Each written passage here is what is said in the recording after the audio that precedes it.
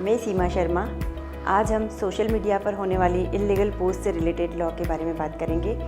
Indian constitution के article 19(1)(a) के द्वारा सभी इंडियन सिटीजन्स को right to freedom of speech and expression का फंडामेंटल राइट दिया गया है, परंतु यह एब्सोल्यूट नहीं है।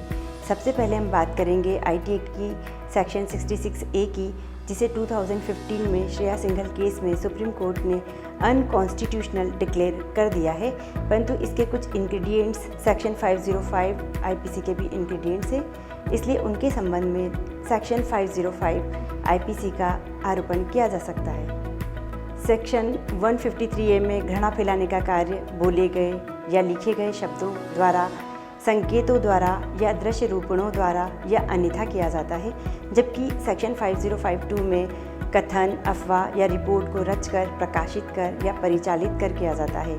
ऑनरेबल सुप्रीम कोर्ट ने बिलाल अहमद कालू वाले केस में होल्ड किया है कि रचेगा, प्रकाशित करेगा, परिचालित करेगा, ये तीनों शब्द एक दूसरे के अनुपूरक है। इनका इंटरप्रिटेशन इन्हें अलग अलग करके नहीं करना चाहिए, ये एक दूसरे के सप्लीमेंट्री हैं, इसलिए इन तीनों ही शब्दों का अर्थ प्रकाशन है। इसलिए सेक्शन 505 के लिए प्रकाशन अनिवार्य शर्त है, परंतु सेक्शन 153A के लिए पब्लिकेशन अनिवार्य नहीं है। इसी केस लॉ में इन दोनों सेक्शंस के कॉमन फीचर्स भी बताए गए हैं। फर्स्ट, मेंसरिया दोनों ही अपराधों के लिए नेसेसरी इंग्रेडिएंट है।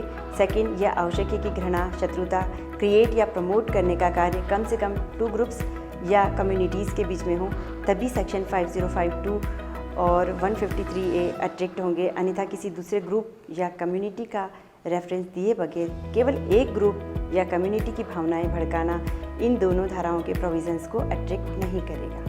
ये 2 ग्रुप्स या कम्युनिटीज़ के मध्य घृणा और शत्रुता क्रिएट या प्रमोट करने से संबंधित प्रोविजंस है, परंतु जहाँ एक ही धर्म, जाति, वर्ग, समुदाय की भावनाएं आहत करने का अपराध हो, वहाँ कौन कौन से प्रावधान अट्रैक्ट होंगे। किसी एक वर्ग के धर्म के अपमान की बात हो तो सेक्शन 295A IPC अट्रैक्ट होगी। इंटेंशनली भारतीय नागरिकों के किसी वर्ग के धर्म या धार्मिक विश्वासों का अपमान करने पर सेक्शन 295A IPC का ऑफेंस बनता है।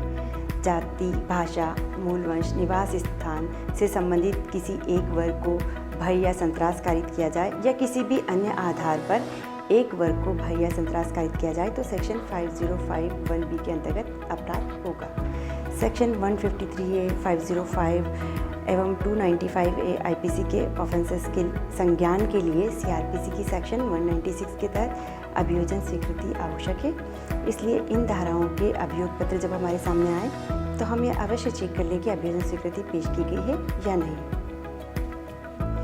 यदि कोई व्यक्ति सोशल मीडिया पर फेक अकाउंट क्रिएट कर ले, चाहे वह किसी काल्पनिक व्यक्ति के नाम से ही हो, तो ये सेक्शन 6060 IT एक्ट का अपराध है और इसके लिए 3 वर्ष तक की सज़ा और 1 लाख रुपए तक के जुर्माने का प्रावधान है। यदि किसी पोस्ट को, विधि विरुद्ध पोस्ट को फॉरवर्ड कर दिया जाए तो फॉरवर्ड करने वाला भी इक्वली लायबल होता है, क्योंकि पोस्ट को फॉरवर्ड करने का आशय उस पोस्ट की संपुष्टि करना, उसका समर्थन करना है।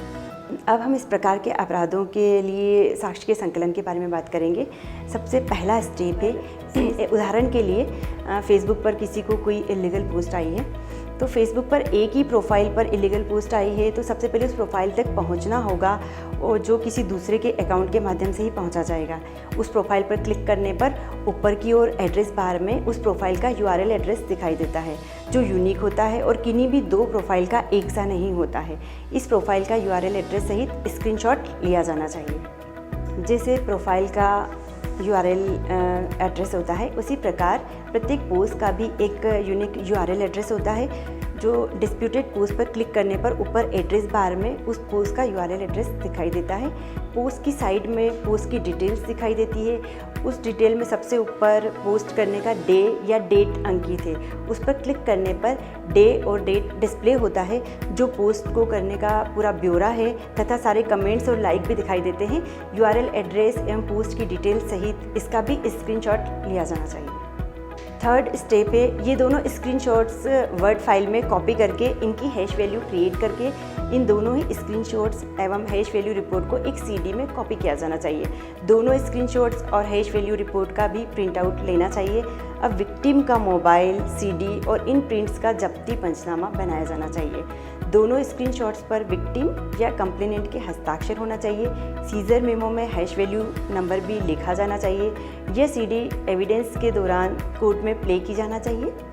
यह डिवाइस जिसके कब्जे में है उसका 65B एविडेंस एक्ट का सर्टिफिकेट लेना चाहिए। यदि स्क्रीनशॉट्स का प्रिंट आउट साइबर पुलिस ने निकाला है तो उनका 65B एविडेंस एक्ट का सर्टिफिकेट आवश्यक होगा। फोर्थ स्टेप है, विवेचक के द्वारा इन दोनों URL नंबर का उल्लेख करते हुए फेसबुक के नोडल ऑफिसर से सेक्शन 91 CRPC के तहत एक पत्र लिखकर अकाउंट होल्डर की जानकारी मांगी जाती है। Login, IP addresses, registration details मांगी जाती है, जिसके उत्तर में नोडल ऑफिसर अकाउंट क्रिएट करते समय क्रिएटर के द्वारा भरी गई जानकारियाँ और जिन जिन इंटरनेट कनेक्शन से उस अकाउंट को एक्सेस किया गया है उनके IP एड्रेसेस की लिस्ट दे देते हैं। जितने दिनों की मांगी जाती है उतने दिनों के IP एड्रेसेस दे दिए जाते हैं।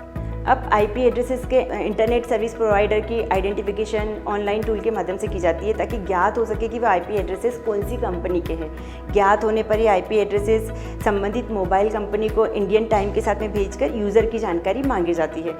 वह कंपनी IP एड्रेस के mobile number, location, IMEI number के फॉर्म प्रोवाइड करा देती है, जिससे डिफ़ॉल्टर ट्रेस होता है। ये सारा कॉरेस्पॉन्डेंस आवश्यक औपचारिकताओं के साथ में चार्जशीट के साथ में पेश होना चाहिए। संबंधित मोबाइल कंपनी के नोडल ऑफिसर का सेक्शन 65B एविडेंस एक्ट का सर्टिफिकेट, साइबर सेल के कंसर्न ऑफिसर का 65B एविडेंस एक्ट का सर्टिफिकेट भी साथ में पेश होना चाहिए। अक्यूज्ड के अरेस्ट होने पर उसके सिम और मोबाइल दोनों सीज होंगे। आरोपी का डिवाइस व सिम सीज करके जांच के लिए CFSL भेजना चाहिए। फोरेंसिक जांच के लिए आरोपी का मोबाइल, सिम या संबंधित डिवाइस और फरियादी से सीज किए गए मोबाइल, डिस्प्यूटेड कंटेंट्स भेजना चाहिए और एक्सपर्ट का ओपिनियन लेना चाहिए। साथ ही FSL ड्राफ्ट में यह भी लिखा होना चाहिए कि डिलीटेड डेटास को भी रिकवर करें, क्योंकि इन केसेस में अक्यूज्ड डेटास को डिलीट कर देते हैं। व्हाट्सएप पर भी यदि इस तरह की कोई इल्लीगल पोस्ट आती है तो उसके संबंध में भी इन्वेस्टिगेशन में एविडेंस कलेक्ट करने के लिए यही प्रोसेस अपनाना चाहिए। संबंधित को यह पोस्ट मोबाइल में सेव रखने के लिए निर्देश देना चाहिए ताकि साक्ष्य के दौरान ओरिजिनल भी पेश की जा सके। अपराधी को अपराध से जोड़ने के लिए CDR भी प्रस्तुत की जाना चाहिए। प्रत्येक हैंडसेट का एक यूनिक IMEI नंबर होता है।